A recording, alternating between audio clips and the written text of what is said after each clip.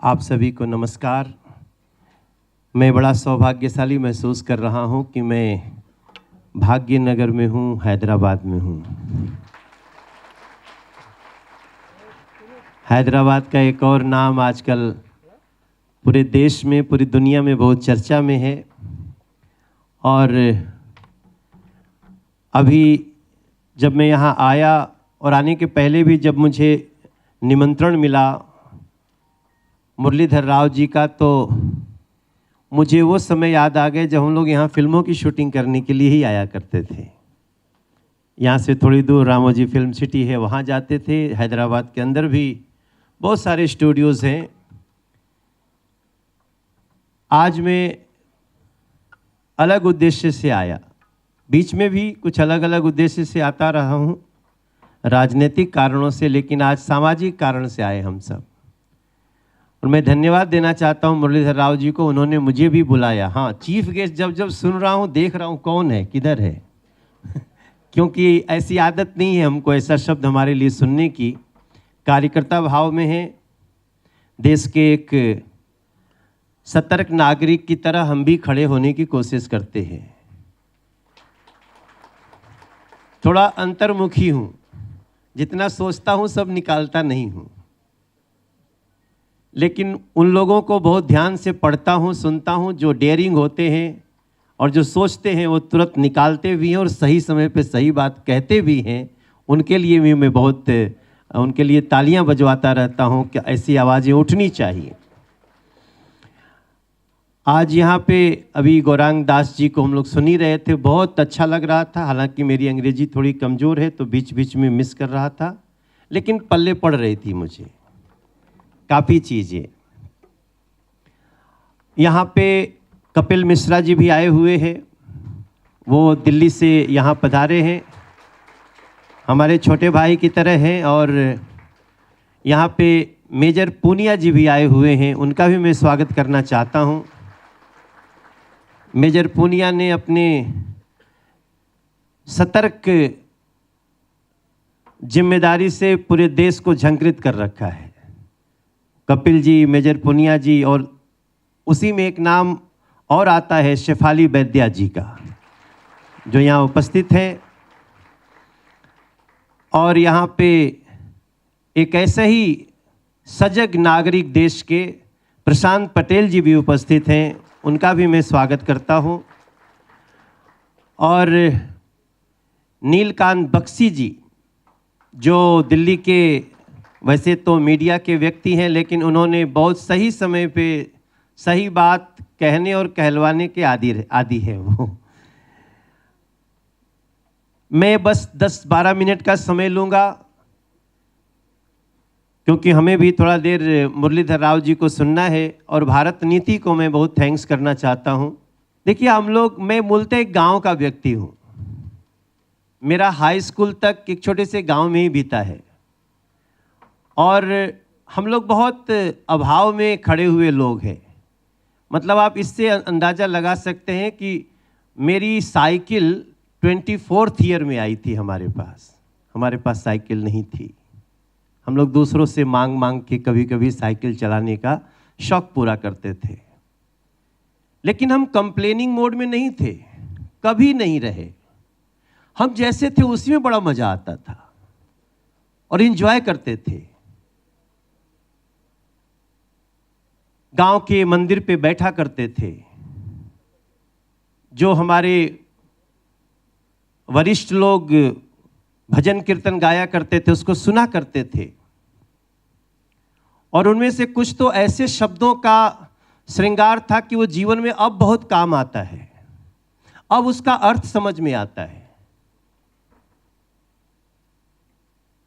मैं sub inspector भी बना था जीवन में। 1996 मेरे जीवन का बहुत ही एकदम चमत्कारिक वर्ष था। और मैं पढ़ा लिखा हूं काशी हिंदू विश्वविद्यालय से। पंडित मदन मोहन मालवीय जी, भारत रत्न जिनको दिया नरेंद्र मोदी जी की सरकार ने, इसलिए मेरा मान और बढ़ा। मैं सांसद के रूप में भी जहां खड़ा हुआ, मैं इस बात से खुश हूं, वरना महामना पंडित मदन मोहन मालवीय जैसे लोगों को इस देश की और जो संस्थाएं थी, सोच थी, वो कभी भारत रत्न नहीं देती। लेकिन अगर आप कभी काशी हिंदू विश्वविद्यालय में आएंगे तो आप देख सकते हैं कि एक भिक्षा मांग के एक व्यक्ति ने क्या खड़ा किया है। इस समय 125 डिपार्टमेंट हैं, कोई ऐसी अत्याधुनिक पढ़ाई नहीं है जो वहां न होती हो, लेकिन उनका मूल था, उन्होंने एक गीत एक इंजीनियर से लिखवाया था कि मधुर मनोहर अतीव सुंदर ये विश्वविद्या की राजधानी, नए नहीं हैं ये ईंट पत्थर, है विश्वकर्मा के कार्य सुंदर, कि व्यास जी ने रचे यहीं पर ये वेद विद्या की राजधानी। एक विश्वविद्यालय के लिए कुलगीत बना है। तो जब मैं वो कुलगीत को समझने लायक हुआ और जब मैं अपने गांव की पढ़ाई में संस्कृत के कुछ श्लोक पढ़ते थे जो तब तो रटते रहते थे, अर्थ में नहीं जाते थे, लेकिन अब जब हम देखते हैं कि लाख कोशिशों के बावजूद भी हिंदुत्व पूरी दुनिया में अपना परचम लहरा रहा है, लाख आक्रांताओं के बाद भी हम अडिग खड़े हैं और जो जो हमारे ऊपर अटैक किए उनको मुंह की खानी पड़ी, तब हमको उन श्लोकों का अर्थ समझ में आया।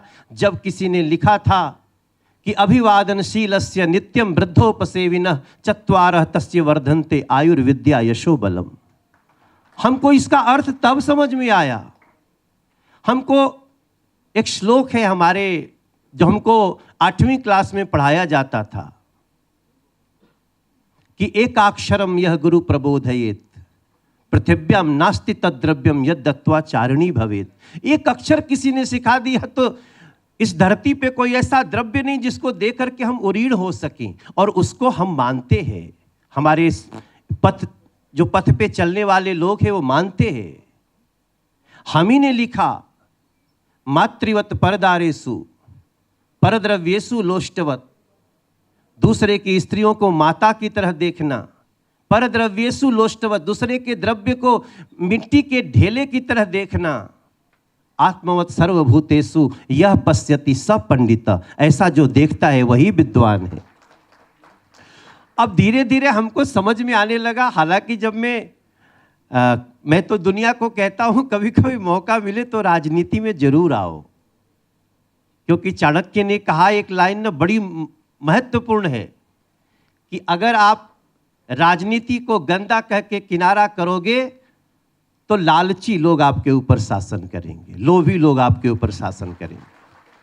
अब मैं यहां आया हूं तो कई श्लोकों का, कई पंक्तियों का अब जाके अर्थ समझ में आ रहा है हमें, और मैं उसका सदुपयोग कर रहा हूं। बहुत बड़ी बड़ी बात को 4 लाइन में बोल देना भी एक बहुत बड़ी कला है। वो कला मेजर पुनिया के पास है, कपिल मिश्रा के पास है, शेफाली जी के पास है, वो हमारे प्रशांत जी के पास है, नीलकांत जी के पास है। ये लोग बड़े, मैं कभी कभी खुद ही चकित रह जाता हूं। लेकिन मेरा एक जो गांव के मंदिर पे गाना सुना था, वो आज मुझे दुनिया को सुनाने में अच्छा लगता है। मैं 4 लाइन गा के भी सुना सकता हूं ना? तो हाँ, चूंकि मैं गायक ही हूं ना, तो मैं बोलने से ज्यादा स्वरों में विश्वास करता हूं। तो एक गीत हमने सुना था अपने गांव के मंदिर में, बाद में उसको हम दिल्ली के एक बहुत बड़ी सभा में सुने कि हिंदू संस्कृति के वट विशाल, हिंदू संस्कृति के वट विशाल, तेरी चोटी नभ छूती है, तेरी जड़ पहुंच रही पाताल। हिंदू संस्कृति के वट विशाल, जाने कितने सूर्योदय मध्याह्न अस्त तूने झेला, जाने कितने आक्रांताओं से तूने निज जीवन में खेला, कितने शरणागत पूज रहे, कितने शरणागत पूज रहे, तेरा उदारतम अंतराल हिंदू संस्कृति के वट विशाल, तेरी चोटी नभ छूती है। अब हमको इस पे विश्वास होने लगा है मेरे भाई बहन, अब मेरे समझ में आने लगा है। जब मेरी मां मुझे लेकर के बनारस जाती थी और गंगा स्नान कराती थी और कहती थी कि ये गंगा तेरी मां है, तुम्हें बड़ा चक्कर में पड़ता था छोटा सा बालक मन कि मेरी मां तो ये है जिसने मुझे जन्म दिया, ये कैसे कह रही है कि गंगा मेरी मां है। तब फिर समझ में आया कि ये जो हमारे मनीषियों ने समझाया है, हमारे पूर्वजों ने समझाया है।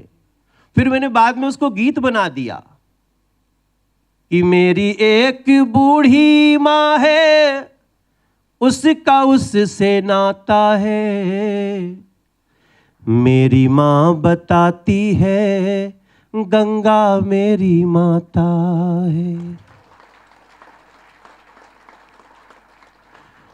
मैं 5000 गाना टच करने वाला हूं मुरलीधर सर, 5000। मेरा अभी 4991 हो गया है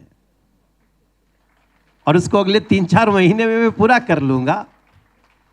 लेकिन कुछ मैं जितना गाना बनाता हूं वो मैं बड़ी सजग रह के अपने आसपास होने वाली घटनाओं के आधार पे ही बनाया हूं। और कई मेरे गाने तो कानून बन गए नरेंद्र मोदी जी के सरकार में। इसलिए मैं हिंदू डिजिटल कॉन्क्लेव का थोड़ा अर्थ समझने लगा हूं। डिजिटल हिंदू कॉन्क्लेव से ना, डिजिटल हिंदू कॉन्क्लेव। अभी तो बात तो सही है, 70% तो हम लोग इसी पे रह रहे हैं आजकल। तो जहां 70% इस पे टाइम बीत रहा है तो उसमें फिर अलग इधर उधर होने का मतलब नहीं। अब इसका रास्ता ढूंढना पड़ेगा कि इस पे क्या कर सकते हैं।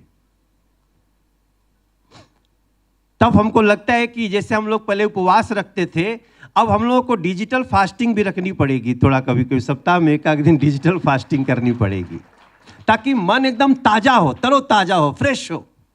कंप्यूटर को भी रिफ्रेश तो मारना ही पड़ता है, मोबाइलों के मारे को पड़ता मोबाइल को भी रिफ्रेश करना पड़ रहा है मेरे भाई बहन। तो अब समझ में आता है कि हाँ, एक दिन इसको जरा सा, इसको एक दिन नहीं देखता हूं तो आंख से थोड़ा दिखने भी ज्यादा लगता है। आप लोग चश्मा भी लगाते होंगे आप लोग, तो याद करिएगा। और हां, सतर्क भी रहना है। सतर्क किसमें रहना है? If someone is hurting our Hindu sentiment, तब हमें चुप नहीं रहना है, फिर हमें जवाब देना होगा और कस के जवाब देना होगा। उन लोगों को पता चलना चाहिए कि हमारा समाज जागृत है, हिंदू जागृत है। बड़ी बहस है, तो सही बात है, सत्य सनातन धर्म हमारा है। हिंदू तो कई, अगर विशेष तौर से देखिए तो ये पद्धति है, जीवन पद्धति है। लेकिन अगर कोई इसको हर्ट करेगा तो हम लोग चुपचाप थोड़ी बैठेंगे। और अब दुनिया को समझ में आ रहा है, ये सोशल मीडिया आने से इसके बहुत सारे फायदे हैं, बहुत सारे नुकसान हैं। लेकिन अब हमारे देश को कोई बम गोले से तो नहीं डरा सकता। हाँ, इंटेलेक्चुअल टेररिज्म से हमारा सामना हो रहा है, पर अब इतने हम सतर्क हैं कि उसका भी सामना करेंगे और पराजित करके रहेंगे। नोबडी कैन हार्म अस, ऐसा हमारा मानना है। और देखिए ना, हमारा तो, हम तो पहले ही से सिनेमा में भी गाने बनते थे, तो गाना बनता था ना कि होठों पे सच्चाई रहती है, जहां दिल में सफाई रहती है, हम उस देश के वासी हैं, हम उस देश के वासी हैं, जिस देश में गंगा बहती। मेहमान जो हमारा होता है वो जान से प्यारा होता है, ज्यादा की नहीं चाहत हमको, थोड़े में गुजारा होता। ये तो हमारी पहचान है। आतिथ्य देवो भव वसुधैव कुटुंबकम, अयम निजः परो व्यक्ति गणना लघु चेतसाम, उदार चरिता नाम तो वसुधैव कुटुंबकम। हम उसको मानते भी हैं। तो मेरे भाई बहन, आज के इस सभा में मैं बहुत कुछ देख रहा हूं। मैं देखता बहुत दूर दूर तक हूं। आप ये मत सोचिए अब बोलता कम हूं तो देखता नहीं हूं। मैंने 1997 में गाना गाया था। ये रेड जो गाड़ियों पे बत्ती जलती थी ना, क्या बोलते हैं उसको, लाल बत्ती। हाँ, लाल बत्ती का विरोध किया था मैंने 1997 में। सर, मैंने भोजपुरी भाषा में उसके विरोध में गाना गाया था कि रास्ता खाली करो, मंत्री जी के गाड़ी आ रहा है, राजा की सवारी आ रही है। भाई हटो, तुम देख नहीं रहे हो लाल बत्ती आ रही है, चक चक चक चक राइफल देख रहे हो। मुझे क्या पता था कि एक प्रधानमंत्री देश में आएगा और ये व्यवस्था ही समाप्त कर देगा, लाल बत्ती समाप्त हो जाएगी, कानून बन गया। सर, मैं गंगा जी को स्वच्छ करने का, निर्बाध करने का गीत 1996 में गाता था कि गंगा मैया के समैया से बचा ले भैया, भारत के कल्याण चाहे तो मुझे क्या पता था कि नरेंद्र मोदी नाम का प्रधानमंत्री होगा और नमामि गंगे बना के गंगा के लिए पूरा कानून बन जाएगा उनकी सफाई का। मैं आज की जय। मैं ये सब इसलिए मैं लोगों को बोलता हूं कि आप एक्सप्रेस करिए। अगर आप एक्सप्रेस नहीं करेंगे तो बड़ी बड़ी चीजें दबी रह जाएंगी। एक्सप्रेस करेंगे, हो सकता है कभी थोड़ा सा ओवर एक्सप्रेशन हो जाए, लेकिन उसमें से कुछ ना कुछ तो निकलेगा। और गौरांग जी ने बहुत अच्छा कहा कि डिजिटल हिंदू कॉन्क्लेव, वो भी हैदराबाद में, इसका मैसेज जो सुन रहा है हमें देख रहा था सोशल मीडिया पे, मार धड़ाधड़ लोग बधाई दिए जा रहे हैं। हाँ, सही जगह चुना, सही जगह है। ऐसे ही बहुत सारे सही जगह चुनने हैं, क्योंकि हमारे पास मुरलीधर राव जी है ना, भारत नीति है ना, उसके साथ हम लोग आगे बढ़ेंगे। और हम लोग तो कबीर दास जी को भी सुनते हैं, चदरिया झीनी रे झीनी, उसके थॉट पे भी जाते हैं। लेकिन अपनी बात को मैं बहुत ज़्यादा आगे न बढ़ाते हुए, हम सब एक व्रत लेंगे आज के इस डिजिटल हिंदू कॉन्क्लेव में। जो लोग यहाँ बैठे हैं वो लोग भी, और जो लोग हमें सोशल मीडिया पे देखेंगे, हमारे जो विद्वान मीडिया के जो कैमरे लगे हुए हैं, इनके मार्फत जो लोग देखेंगे, वो हम सब लोग इतना जरूर मन में ठान ले कि हम अपनी मान्यताओं को मानेंगे भी, दूसरे की मान्यताओं का सम्मान भी करेंगे। लेकिन अगर हमें कोई हर्ट करेगा तो हम उसका जवाब भी देंगे, और सही जगह पे देंगे, अच्छी तरह से देंगे, ताकि हमारा भविष्य, हमारे बच्चों का भविष्य, हमारे देश का भविष्य, हमारी संस्कृति का भविष्य अक्षुण्ण रहे। इन्हीं भावनाओं के साथ मैंने काफ़ी समय ले लिया है। मैं आप सबसे विदा लूँगा। बहुत आनंद में हूँ। और कोई हमको कह रहा था कि धोती कुर्ता, हाँ, कपिल ने बोला भैया आपका धोती कुर्ता, हम ऐसे ही रहते थे पहले। वो तो सांसद बनने के बाद थोड़ा थोड़ा कभी कभी बदल लेते हैं। और पूरा देश ऑलमोस्ट घूम चुका हूँ। रहने वाले बिहार का, जन्म हुआ काशी में, सुपरहिट हुए दिल्ली से गायक के रूप में। और सर ने कहा मैं 25 फिल्में कर चुका हूँ। नहीं, गलत है, मैं 99 हूँ, 100वां पे होने वाला हूँ, जाने वाला हूँ। 100वीं मेरी 4 साल से अटकी हुई है। 99 कर चुका हूँ और आशा करता हूँ कि 100वां कर लूँगा। लेकिन पहले एक फिल्म करता था 1 साल में, आज मुझे लगता है हर दिन एक फिल्म की शूटिंग होती है जिसका टाइटल राष्ट्रभक्ति होती है। उसके लिए काम कर रहा हूँ और उस पर मुझे बहुत गर्व है। मेरे भाई बहन, आप सभी को यहाँ आने के लिए, अपना समय देने के लिए बहुत बहुत धन्यवाद। प्रणाम, जय हिंद। हमारे बनारस में एक खुश होते हैं तो एक जयकार होता है, दोनों हाथ उठा के, ओम नमः पार्वती पतये हर हर महादेव। बहुत बहुत धन्यवाद, प्रणाम। Thanks for watching Nationalist Hub. Telugu media చూపించని మరిన్ని వాస్తవ కథనాలు వార్తలను మిస్ కాకుండా ఉండేందుకు మా ఛానల్ను సబ్స్క్రైబ్ చేసుకోవడం మర్చిపోకండి. ఎప్పటికప్పుడు మా వీడియోస్ నోటిఫికేషన్స్ను పొందేందుకు పక్కనే ఉన్న బెల్ ఐకాన్ను క్లిక్ చేయండి. మీ అమూల్యమైన సలహాలను కామెంట్స్ రూపంలో తెలుపుతూ వీడియోను లైక్ చేయండి, 10 మందికి షేర్ చేయండి. జై హింద్.